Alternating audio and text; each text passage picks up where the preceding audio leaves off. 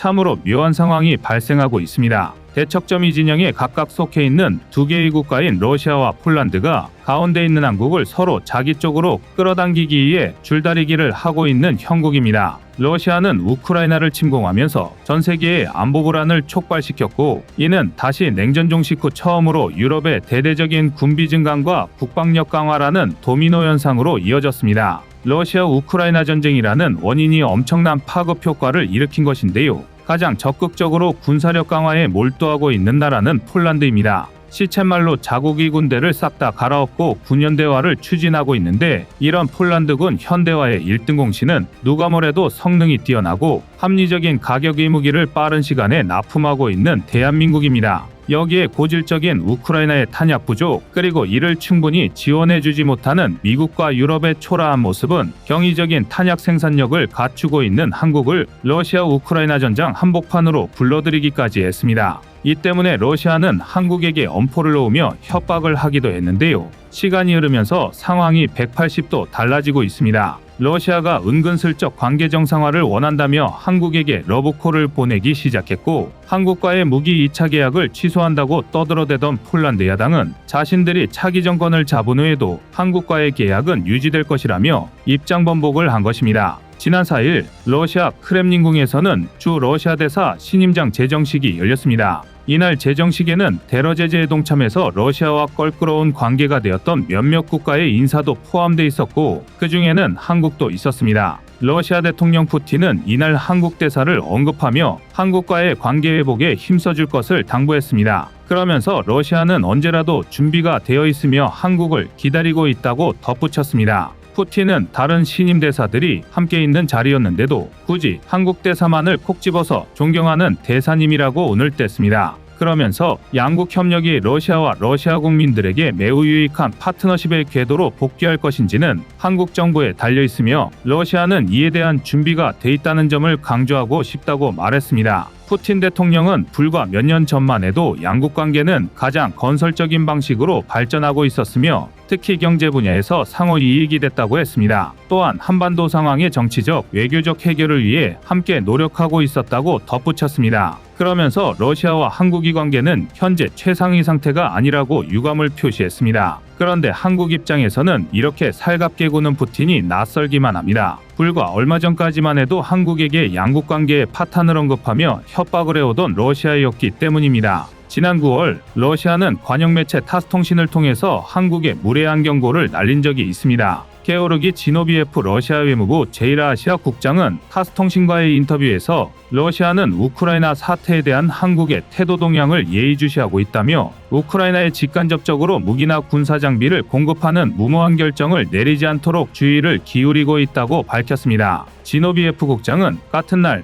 블라디보스토크에서의 제8차 동방경제 포럼에 참여해 무모한 군사 지원은 한러 관계를 파탄낼 수 있다고도 언급한 적이 있습니다. 그랬던 이들이 불과 3개월여 만에 정반대의 입장으로 선회했음을 밝힌 셈입니다. 너무나도 갑작스러운 태도 변화에 한국은 물론이고 이 장면을 지켜보던 다른 나라들도 의아해할 정도였습니다. 러시아 우크라이나 전쟁 이후 한러 관계는 악화일로로 치달았고 개선될 기미가 보이지 않았습니다. 한국이 서방의 러시아 제재에 동참하면서 불편한 기류가 만들어졌고, 이후 한국이 우크라이나에 대한 살상무기 지원 가능성을 열어두자 양국 관계가 급속히 얼어붙은 것입니다. 그도 그럴 것이 한국은 아직까지 공식적으로 우크라이나에 살상무기 지원을 하지는 않았지만 간접적인 우회로를 통해 이미 우크라이나 전장에 적지 않은 영향을 미치고 있으며, 특히 포탄 수급에 관련해서는 절대적인 영향력을 행사한 것과 마찬가지입니다. 최근 미국의 워싱턴 포스트는 한국의 간접적인 포탄 지원량이 유럽 전체를 다 합친 양보다도 훨씬 많다는 기사를 게재하기도 했습니다. 워싱턴 포스트는 올해 초 바이든 행정부의 가장 큰 숙제가 우크라이나에 155mm 포탄을 공급하는 일이라면서, 우크라이나에서 한 달에 9만 발의 포탄이 사용되는데 미국이 조달 가능한 것은 그 10분의 1에도 못 미친다고 덧붙였습니다. 결국 미국은 한국의 탄약 생산량에 기댈 수밖에 없었는데, 한국이 직접적인 무기 공급은 거부했기 때문에 미국이 우회하는 방법을 택했던 것은 잘 알려져 있습니다.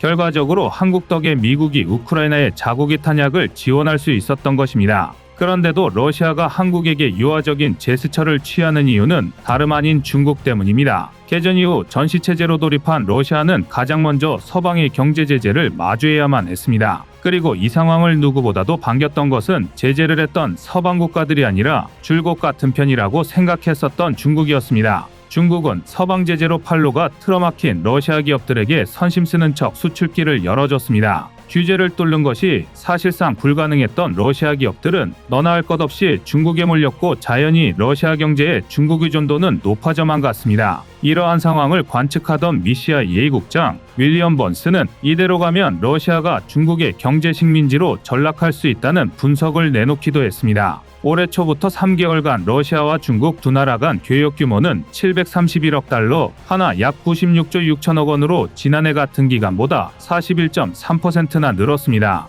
중국의 대러 수출이 67.2% 늘어난 약 44조 4천억 원, 러시아의 대중 수출은 24.8% 증가해 약 52조 1천억 원에 달했습니다. 이런 추세라면 양국 교역 규모가 올해 말엔 사상 최고치인 264조 5천억 원에 달할 것으로 전망됩니다. 언뜻 보면 러시아는 중국을 통해서 경기 부양의 활로를 찾은 것으로 보입니다. 반면 중국은 결코 적지 않은 수준의 적자까지 보면서 러시아와 무역을 이어나가고 있습니다. 하지만 실상은 다릅니다. 중국의 대러 적자는 사실은 투자라고 봐야 합니다. 중국은 결코 손해보는 장사를 하지 않았습니다. 이 조치에 대한 대가로 블라디보스토크 항구의 사용권을 따온 것만 봐도 알 수 있는데요. 중국은 이를 통해 물류 비용을 크게 아낄 수 있게 되었고 우크라이나 전쟁이 장기화할수록 러시아 경제는 중국에 좌지우지될 것입니다. 중국은 전략적으로 러시아를 이용해 국익을 챙기면서 국력도 강화할 것이 분명합니다. 어쩔 도리 없이 중국과 교류를 하고 있지만 러시아 내의 반중 여론도 점차 쌓여가고 있습니다. 그렇다 보니 푸틴도 공식 석상에서 굳이 한국을 짚어서 러시아 경제 재건이 한국 손에 달려있다는 의사를 표현한 것입니다. 현재 러시아 경제를 지탱하고 있는 것이 막대한 규모의 중국 자본임에도 이를 마다하고 한국과의 협력을 원하고 있는 건데요.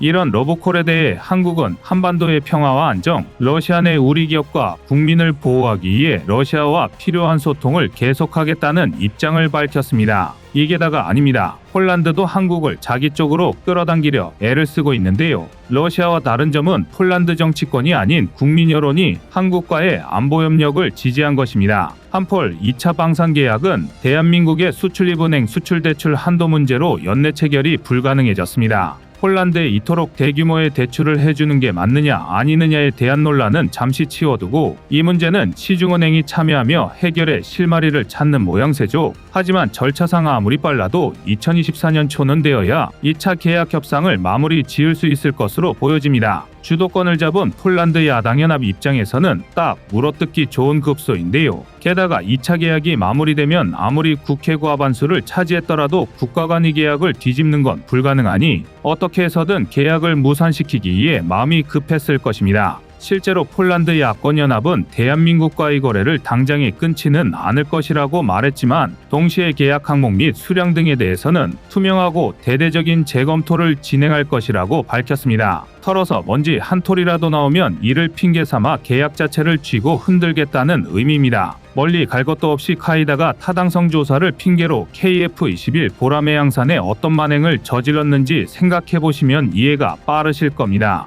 이 때문에 국내 언론에서는 최대 30조 원에 육박하는 한폴 2차 방산 계약이 통째로 날아갈지 모른다는 부정적인 보도가 빗발쳤던 건데요. 그런데 이런 어려운 상황에서 힘을 보태준 건 바로 폴란드 국민들이었습니다. 현 정권 최대업적인 한폴 방산 계약 그리고 이걸 무산시키려는 폴란드 야권연합에는 눈의 가시 같은 인물이 한 명 있는데요. 5회 연속 국회의원 당선에 성공한 중진 의원이자 부총리까지 역임했던 현 국방부 장관 마리우시 부아슈차크입니다. 아마 한폴 방산 계약에 관심 있는 분이라면 아주 익숙한 이름일 텐데요. 우리 무기가 폴란드 그다니아 항구에 도착할 때마다 매번 버선발로 달려나와 환영사로 반겨준 게 다름 아닌 부아슈차크 장관입니다. 폴란드 야권연합은 이 부아슈차크 장관을 끌어내리기 위해 내각을 구성하기도 전에 현 정권의 대표 정책에 대한 국민투표를 벌였습니다. 과반이 넘는 의석을 차지한 만큼 국민 여론을 명분으로 삼아 현 정권의 입지를 좁혀놓겠다는 목표였는데요.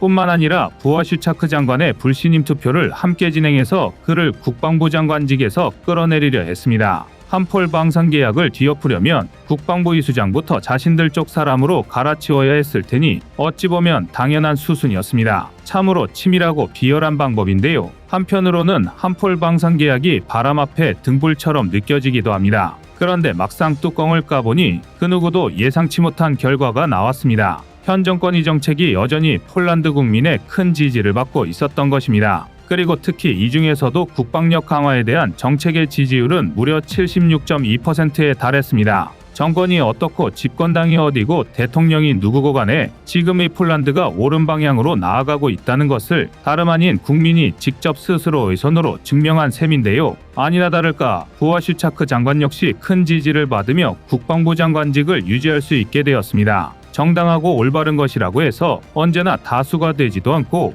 항상 힘을 가지는 것도 아닙니다. 그러나 결국은 제자리를 찾기 마련인데요. 러시아와 폴란드라는 극단의 나라 사이에서 애정 공세를 당하고 있는 한국은 국익을 위한 균형을 잡아야 할 것 같습니다. 이상 꺼리튜브의 두 번째 미션이었습니다.